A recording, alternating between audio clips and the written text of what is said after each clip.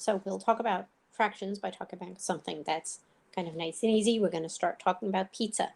And perhaps you had pizza delivered and there were 2/6 left.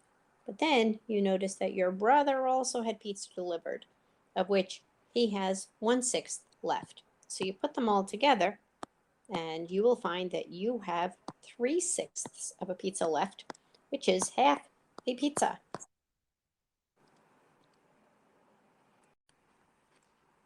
So if it works for numbers, it will work for algebra. So if you had something like 3 over x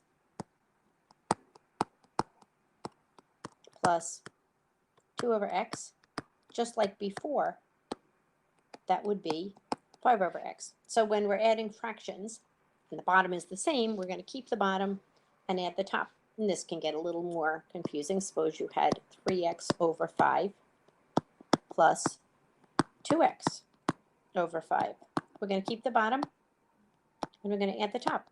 And then you know that 5 is a common factor on the top and the bottom.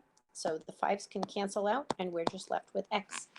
It can get a little more complicated if you had something like x plus 3 over 5 plus, let's say, 4x plus 2 over 5. We're going to keep the bottom and we're going to add the top, which is going to give us 5x plus 5. And then we can take this a little bit further because you know that we can factor a 5 out of the top, out of both terms on the top.